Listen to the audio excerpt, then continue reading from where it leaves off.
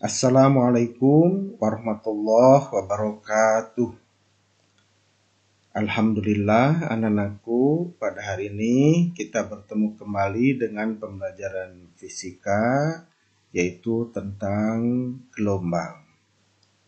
Dan pada pertemuan hari ini kita akan membahas tentang gelombang elektromagnetik fokus ke cahaya. Dan pada cahaya juga kita fokus lagi, yaitu tentang alat-alat optik, yaitu mata, kacamata, kamera, kemudian lup, mikroskop, dan teleskop. Gitu. Baiklah, kita mulai ya. Ya, ini mata. Kemudian kacamata. Ya, 2 poin ini sudah pada tahu ya. Nah, mungkin yang ketiga ada yang belum tahu. Ini lup.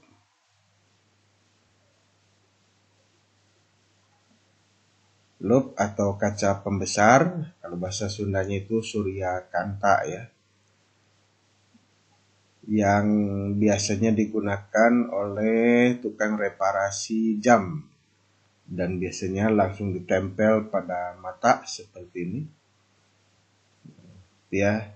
Kalau di Bandung bisa dilihat banyak di Jalan ABC ya, itu yang perbaiki jam tangan karena alat-alatnya sangat kecil, maka ya dibantu matanya dengan lup. Kemudian mikroskop.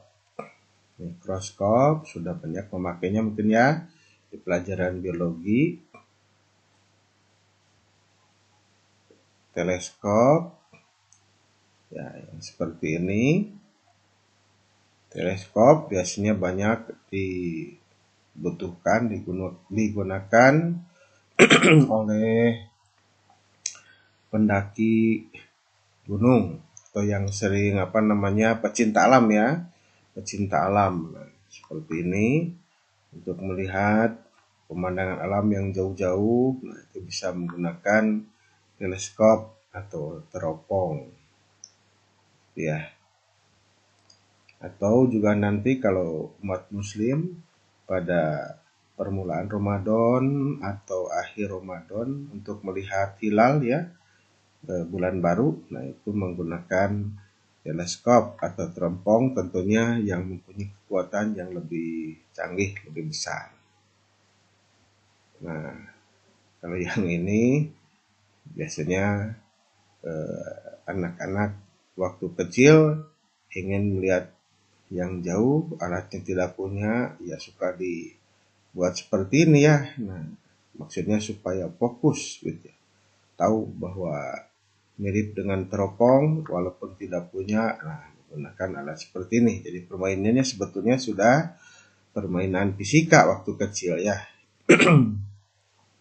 Nah, itu tentang alat-alat optik yang kaitannya dengan cahaya. Namun dari 6 alat optik tersebut kita hanya membahas 2 saja ya, mata dan kacamata. Kenapa? Karena waktunya ya yang tinggal sedikit lagi harus selesai bulan April ini tentang gelombang, supaya bulan Mei fokus 2 bab yang belum disampaikan, yaitu tentang teori kinetik gas dan termodinamika. Baiklah anak-anakku, kita mulai dengan mata. Nah, ini yang lainnya yang yang 4 ya, kita hapus saja.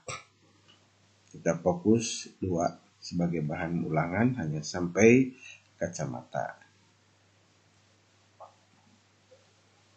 Ya, alat-alat optik ini ada prasyarat pengetahuan yang harus dibawa atau yang dikuasai. Yang pertama, 3 sinar istimewa yang melewati cermin maupun lensa. Kemudian rumus cermin dan rumus lensa. Dan yang ketiga, perbesaran bayangan.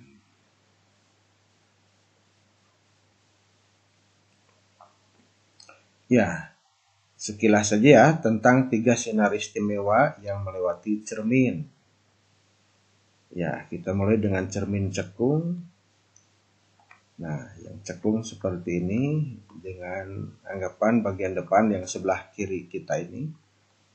Ini cekung berarti ini yang dibayang-bayang sedikit ini artinya bagian belakang cermin.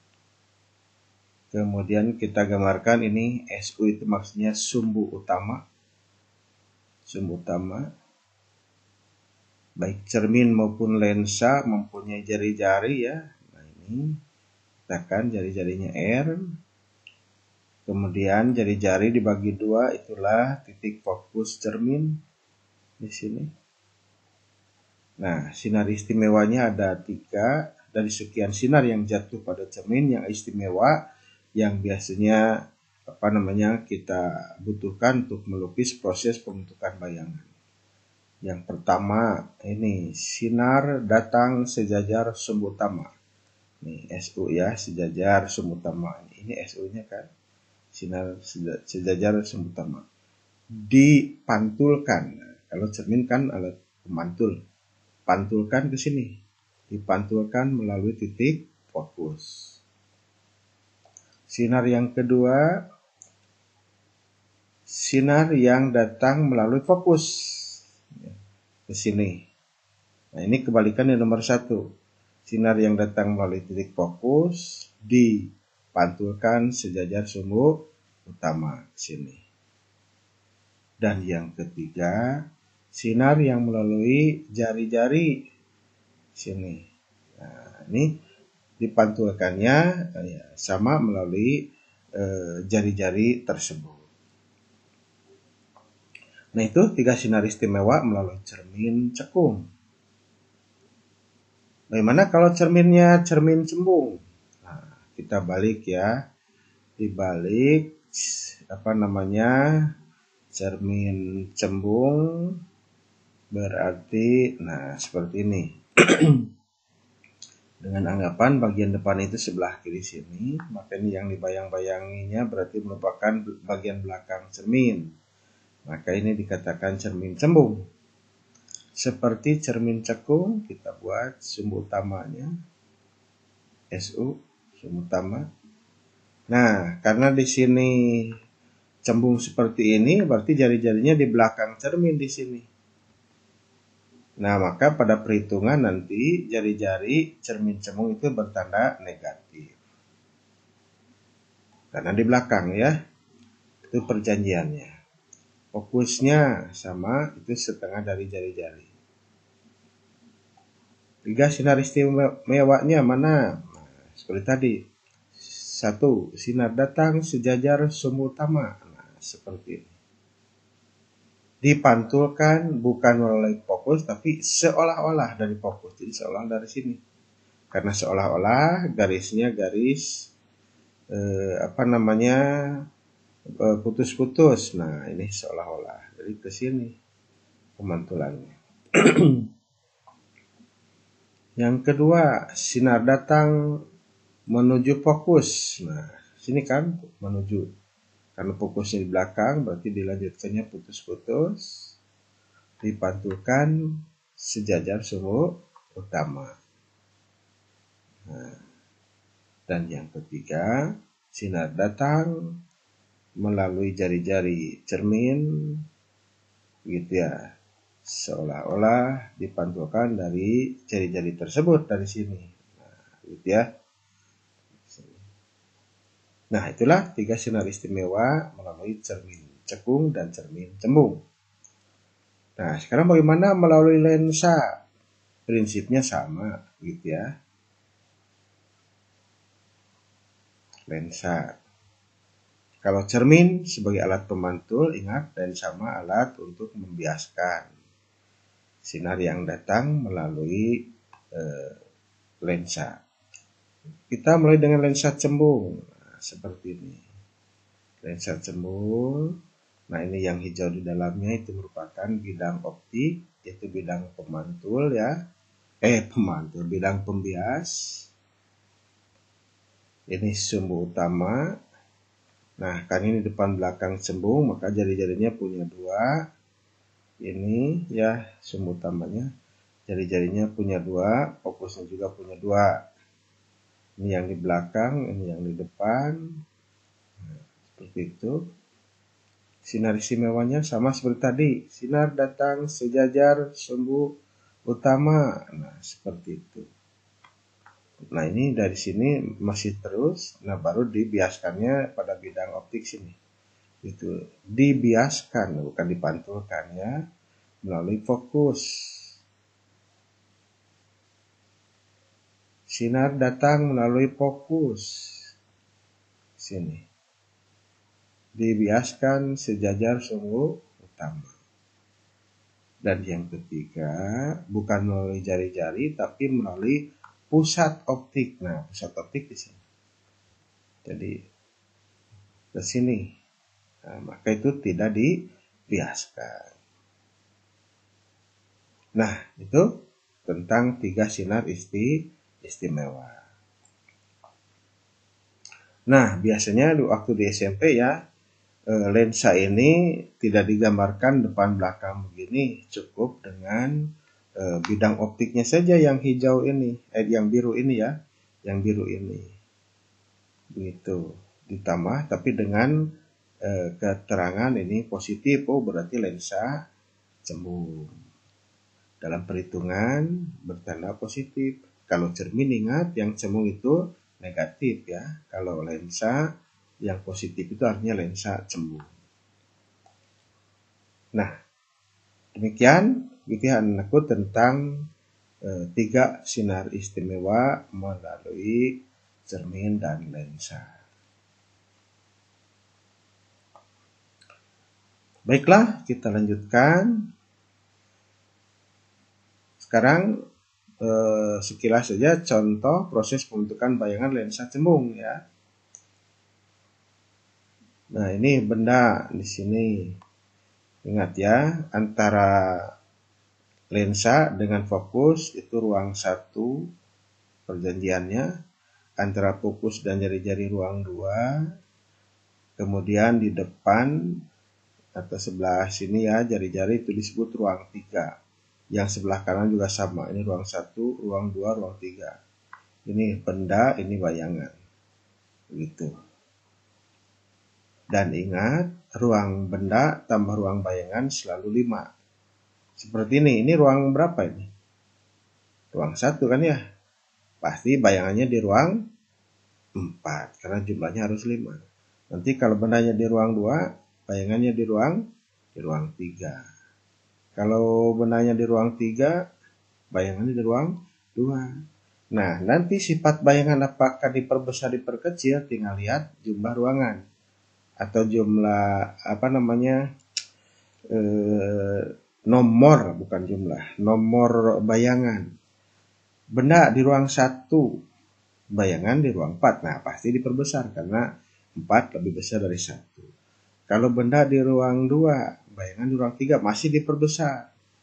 Nah, tapi kalau bendanya di ruang 3, bayangannya kan di ruang 2. Ya, ruang 2 kan lebih kecil daripada ruang 3. Bayangan lebih kecil daripada benda. Nah, begitu. Jadi 1 sifat bayangan sudah tahu, diperkecil atau diperbesar. Yang kedua, bila tegak biasanya maya. Dan bila terbalik biasanya nyata. Begitu. Maka menyebutkan sifat bayangan itu 3 biasanya, nyata atau maya, tegak atau terbalik, dan diperkecil atau diperbesar. Kita coba ini. Benar di sini. Ini jalannya sinar melalui lensa cembung. Begitu ya, dibiaskan melalui fokus ke sini. Yang kedua, biasanya cukup 2 ya, dari 3 sinar istimewa kalau sudah diperoleh pembentukan bayangan atau titik temu atau kedua garisnya berpotongan, berarti ya sudah cukup.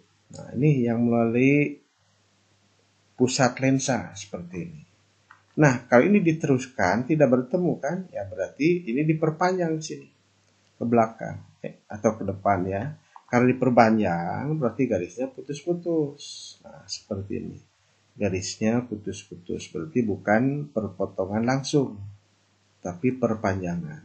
Berarti karena diperoleh oleh perpanjangan nanti bayangannya juga bayangan maya begitu. Tuh, sudah 2 ya, tegak.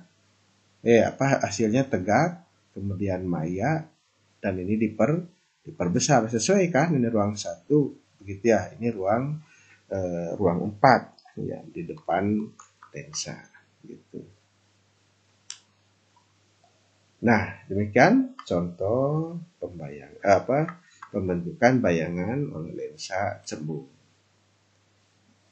Masih butuh contoh yang kedua, boleh benarnya di ruang 2 di sini. Gunakan 3 sinar istimewanya, minimal 2. Nah, seperti ini. Kemudian yang ini. Nah, ini kan bertemu langsung di sini. Nah, karena langsung berarti nanti bayangannya bayangan nyata, dan kalau nyata biasanya terbalik. Nah, ini sini kepalanya. Nah, seperti kan bertemu di sini, ini kepala, berarti tegak. Di sini bertemu berarti kepala, berarti terbalik. Nah, tapi ini maaf saya keliru ya, penggambar saya di copy mungkin tidak diedit ya. Ini harusnya garis-garis langsung nih. Garis langsung berarti ini nyata, jadi nyata terbalik dan diperbesar. Ini kan ruang 2, ini ruang 3. Nah, gitu. Nah, demikianlah anakku sekilas tentang proses pembentukan bayangan baik oleh lensa maupun oleh cermin dengan memanfaatkan 3 sinar istimewa.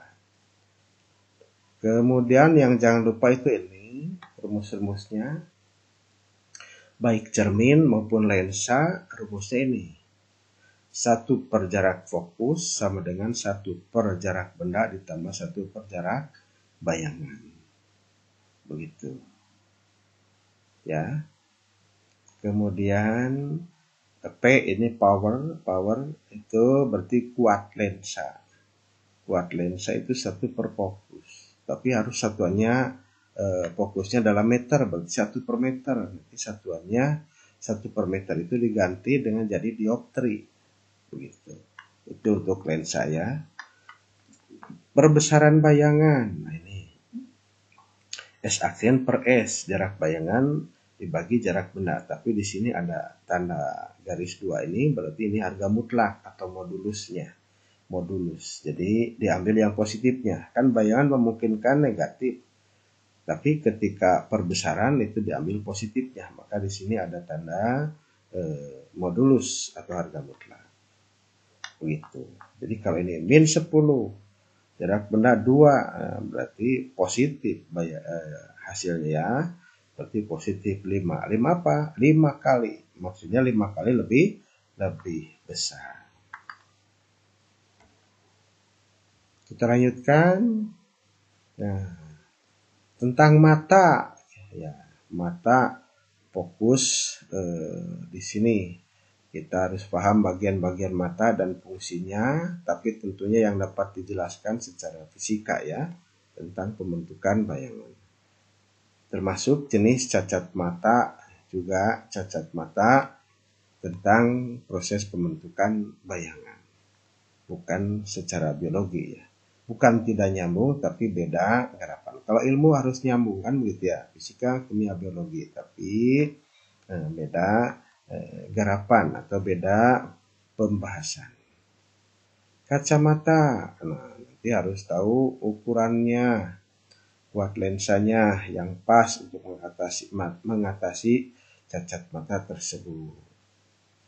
Nah, begitu anakku ya tentang dua alat optik.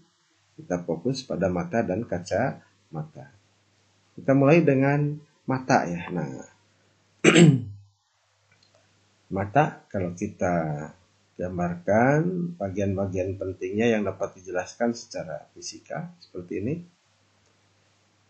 Ya, ini paling luar dulu ini ya. Ya, ini nomor 1. Ini kornea ya, kornea. Ini bagian yang paling keras untuk melindungi bagian dalam mata. Begitu. Jadi kalau jatuh, ini misalnya ini matanya kena, ini kuat ditahan oleh kornea.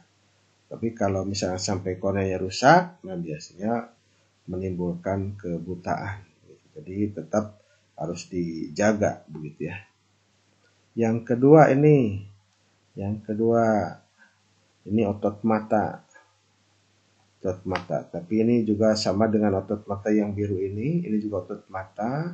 Beda tugas. Kalau otot mata ini mengatur diafragma, mengatur yang ini. Mengatur nomor 3, diafragma, atau ini pupil ya. Pupil, kalau bahasa matanya itu pupil, secara umum itu diafragma, pembukaan cahaya ya. Itu diaturnya oleh otot nomor 2. Gitu. Kemudian ini lensa, bentuknya juga kan terlihat sini seperti lensa dan lensa cembung ya. Gitu. Ini nomor 4 lensa. Kemudian nomor 5, nah ini secara fisika berarti layar. Bahasanya berarti ini retina. Jadi retina ini berfungsi sebagai layar. Jadi bayangan yang di depan mata nanti difokuskan oleh lensa, harus selalu jatuh di retina di sini. Harus selalu jatuh di retina, harus selalu jatuh di layar. Begitu. Tapi nanti ada cacat gitu ya. Tidak seperti itu. Ada yang jatuhnya di depan, ada yang jatuhnya di belakang. Maka nanti supaya seperti orang normal dibantu dengan alat yang namanya kacamata.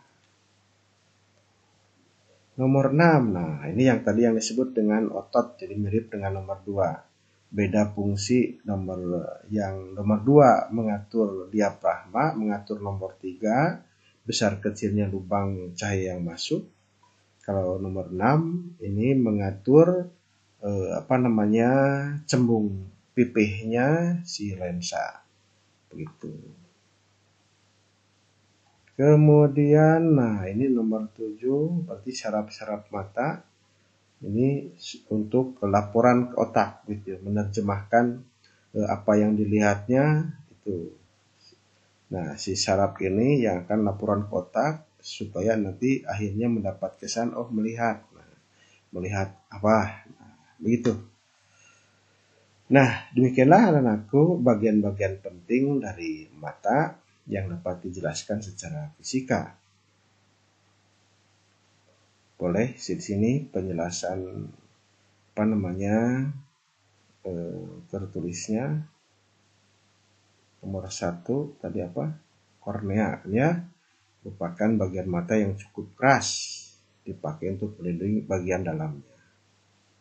Nomor 2, iris, merupakan otot, dipakai untuk mengatur besar kecilnya pupil, besar kecilnya lubang, besar kecilnya diafragma, besar kecilnya pembukaan cahaya. Begitu. Apakah cukup kecil saja atau butuh cahaya yang banyak? Nah, begitu di sini pupil. Nah, ini ya. Iris pupilnya ini begitu. Kecil, terlihat besar, dibutuhkan tergantung pada cahaya yang dibutuhkan. Biasanya kalau gelap butuh cahaya yang banyak, nah maka ini lubangnya atau diafragmanya atau pupilnya lebih besar. Nah, itu diaturnya oleh iris. Kemudian pupil ya, tadi pupil nih yang berfungsi mengatur intensitas sinar yang masuk ke lensa yang diaturnya oleh iris. Kemudian lensa mata yaitu berfungsi untuk membiaskan sinar agar terbentuk bayangan yang tajam, yang fokus ya, selalu di retina. Begitu. Sedangkan retina ini berfungsi sebagai layar untuk menangkap bayangan yang dihasilkan oleh lensa. Dan bayangan yang dihasilkannya bagaimana? Ya, nyata atau maya. Kemudian diperkecil atau diperbesar, terbalik atau tegak. Nah, bayangannya ini nyata, terbalik, diperkecil. Jadi yang besar-besar di depan mata itu jadi kecil, tapi nyata, tapi terbalik. Tapi mengapa kita tidak repot berpikir bagaimana membalikannya, sehingga kita selalu mendapat kesan tegak kan ya yang kita lihat itu. Nah, itulah fungsi saraf mata, laporan ke otak yang menerjemahkan selalu tegak, itu yang kita lihat. Makanya kita harus bersyukur dengan punya alat atau organ mata ini, karena ternyata yang kita lihat tidak repot si otak ini harus menerjemahkan dulu, jadi langsung aja begitu dilihat, oh tegak. Nah, begitu. Otot mata yang tadi ya, yang mengatur untuk agar lensa mata itu dapat mencembung atau memipih supaya bayangan benda itu selalu jatuh di retina, memfokuskan gitu ya bayangan, pokoknya selalu di retina, selalu di layar. Nomor 7 ya, ini tadi saraf ya, saraf optik, itu bagian mata yang sangat peka gitu ya, sensitif terhadap cahaya, berfungsi untuk meneruskan rangsangan cahaya ke otak sehingga kita melihat benda itu. Nah, kemampuan dari lensa mata atau kuat lensa untuk mencembung dan memipih disebut apa itu? Ya, kuat itu daya ya. Kuat, daya mencembung dan memipih dalam fisika itu disebut dengan akomodasi. Daya akomodasi. Ketika mata melihat benda-benda di titik terdekatnya, dikatakan mata dalam keadaan ya berakomodasi maksimum, berakomodasi sangat kuat. Dalam keadaan ini, bentuk lensa mata paling apa? Paling cembung atau paling pipih? Ya, karena memfokuskan sekuat-kuatnya berarti paling cembung. Di sini. Ingat sifat lensa yang memfokuskan berarti lensa cembung. Yang menyebarkan itu lensa divergen, yaitu lensa cekung. Nah, ketika mata melihat benda-benda di titik terjauhnya, dikatakan mata dalam keadaan berakomodasi minimum atau tidak berakomodasi. Artinya mata tidak bekerja, otot mata tidak bekerja atau rileks atau santai, maka ini yang paling enak, yang paling yang paling rileks ya, paling enak. Makanya kalau kita seharian membaca, maka harus diselingi dengan melihat benda-benda yang jauh supaya mata kita rileks, begitu ya, atau tidak berakomodasi. Dalam keadaan ini bentuk lensa mata paling Ya, kebalikannya kalau ini cembung di sini paling pipih atau paling tipis. Gitu.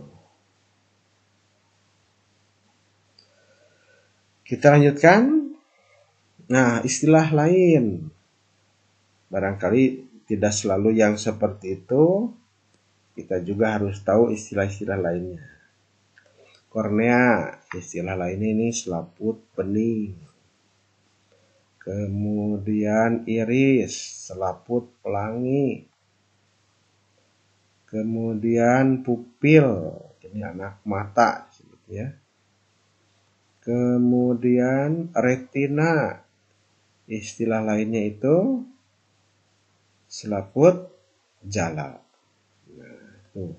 Barangkali nanti Anda yang tidak menyebutkan istilah-istilah seperti yang sebelah kiri, maka kita harus pahami juga yang sebelah kanan. Baik, kita lanjutkan. Jangkauan penglihatan. Nah, titik terjauh sebuah benda yang masih dapat diamati oleh mata disebut dengan ya titik jauh atau far point, atau bahasa fisikanya itu punctum remotum, titik jauh, far point atau punctum remotum. Biasanya disingkat jadi PR, punctum remotum. Ingat remote ya, kan jarak jauh ya, nyetel TV misalnya, nyetel AC dari jarak jauh, remote ya. Mana remote? Nah, dari jarak jauh. Untuk mata normal berapa? Tahingga ya. Ini simbolnya seperti ini, tahingga. Jadi yang normal jauh tak tahingga. Titik terdekat benda yang masih dapat diamati oleh mata disebut ya tentunya kebalikan ini, berarti titik dekat. Titik dekat. Kalau ini far, berarti di sini near point. Atau istilah fisikanya itu punctum, kali ini remote, di sini proximum. Punctum proximum. Dan PP untuk mata normal berapa? Ya, 25 sampai 30 itu normal.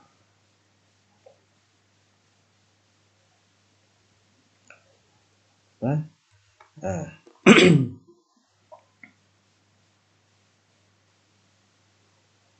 mata orang yang memiliki punctum proximum 25 dan punctum remotum tahingga dinamakan apa?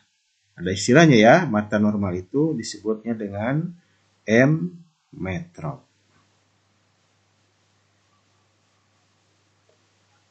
Sedangkan mata orang yang memiliki punctum tidak 25 dan PR tidak tahingga dinamakan mata tidak normal atau ametrop. Gitu. Atau cacat mata ya, ametrop. Nah, begitu. Ada dua jenis cacat mata yang dibahas secara fisika, yaitu miopi dan hipermetropi. Gitu. Baik, kita lanjutkan. Untuk memudahkan mengingat, mungkin boleh kita buat gambarnya ya, jangkauan penglihatan. Nah, ini titik terjauh yang tahingga, ini titik terdekat 25 cm, yang pas seperti ini berarti, nah ini ada tulisan E, berarti emetrop, mata normal ya. Mata normal berarti di sini pas punctum proximumnya, dan ini punctum remotumnya. Kemudian miopi, nah, ini yang cacat, berarti bayangan itu jatuhnya di depan retina ya, terlalu fokus, terlalu kuat memfokuskan. berarti punktum proksimumnya terlalu dekat ya di sini.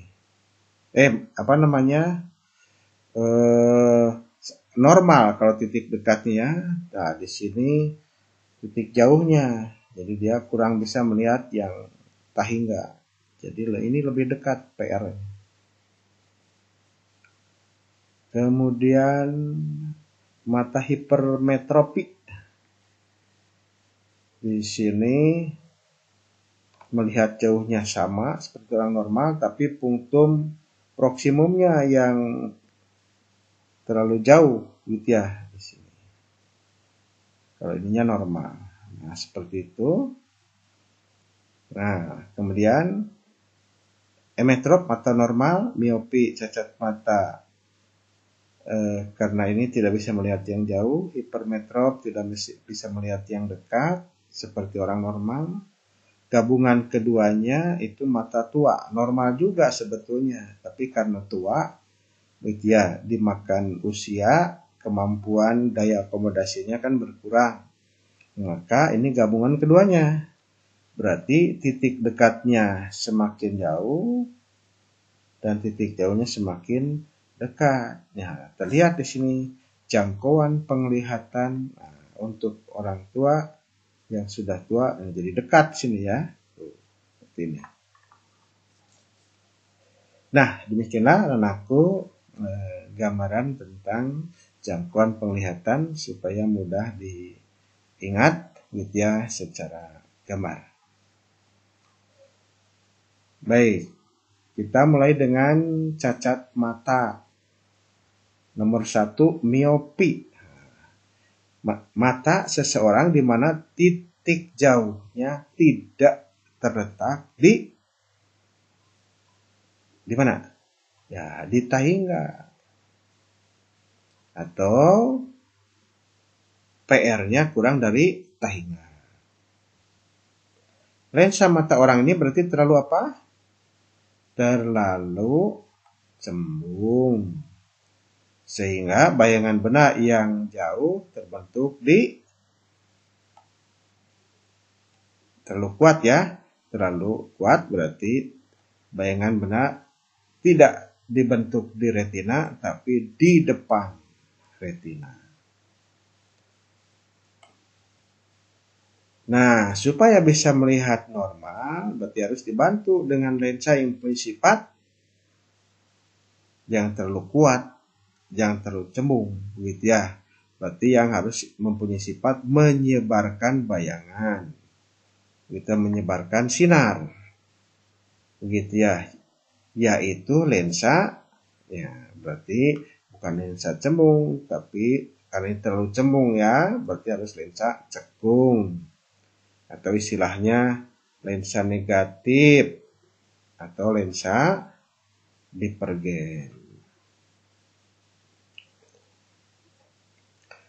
Ya, ini contoh soal dulu ya. Berapa kuat lensa kacamata yang harus dipakai oleh seorang miopi yang titik jauhnya 2,5 meter? Ya, kita bahas di sini. Diketahui dia ingin melihat benda yang berada di mana. Ya, kan dia kelemahannya tidak bisa melihat yang jauh kan ya. Berarti dia ingin melihat benda di titik terjauh. Begitu ya. Jadi benda itu di tahingga ya. Nah, nanti bila memakai kacamata berarti bayangannya akan ada di sini. Begitu. Jadi S-aksennya ya, karena dibantu lensa bayangan benda akan jatuh di punktum remotum di titik jauhnya yang punya sifat bayangannya maya atau secara perhitungan nanti negatif. Ya, bayangannya berarti S-aksen ya. S-aksen itu min 2,5 meter atau min PR. Min punktum remotum. Berapa kuat lensanya? Ingat, ini rumus cermin, rumus lensa sama ya. 1 per fokus. Ya. Jadi P atau 1 per fokus, itu 1 per jarak benda tambah 1 per jarak bayangan. Masukkan, begitu. Seperti ini, jangan lupa ya, tanda negatif. 1 bagi tangga berapa? Ya, 1 harus dibagikan ke sangat banyak, ya tidak kebagian ya, 0. 1 per min 2,5. 2, itu kan 5 per 2. Ya, nah 2-nya naik ke atas jadi 2 per 5. 2 per 5 itu 0,4. Jadi min 0,4. Nah, kalau sampai sini saja belum selesai sebetulnya. Kan kalau kamu ditanya, ya para siswa terutama kan ya yang punya cacat mata miopi, berapa kacamata yang kamu pakai? Nah, jawabannya biasanya min 0,4. Selesai, padahal secara fisika belum. Apa satuannya? Nah, 1 per meter kan ya, atau dioptri. Nah, itu lengkapnya. Nah, demikian anakku tentang cacat mata miopi dan solusinya ketika dia ingin melihat seperti mata normal. Kita lanjutkan. Ya, sekarang cacat mata hipermetropi. Mata seseorang di mana titik dekatnya tidak terletak di mana? Ya, di 25 cm. Atau punktum proksimumnya kurang dari 25 lebih dari 25 cm. Lensa mata orang ini terlalu apa? Kalau tadi terlalu cembung, berarti ini terlalu pipih. Sehingga bayangan benak yang dekat terbentuk di mana? Ya? Ya, jadi di belakang retina, jadi tidak di retina. Supaya bisa melihat normal, harus dibantu dengan lensa yang mempunyai sifat. Nah, kalau tadi mau menyebarkan, ini mah harus memfokuskan, karena lewat dari retina. Yang mempunyai sifat memfokuskan atau divergen ya, itu lensa cembung, lensa divergen, lensa konvergen, lensa positif ya, lensa positif. Nah, ini contoh. Berapa kuat lensa kacamata yang harus dipakai oleh seseorang hipermetropi yang titik dekatnya 50 cm kan ya? Ini lebih dari 25. Ya, kita bahas di sini.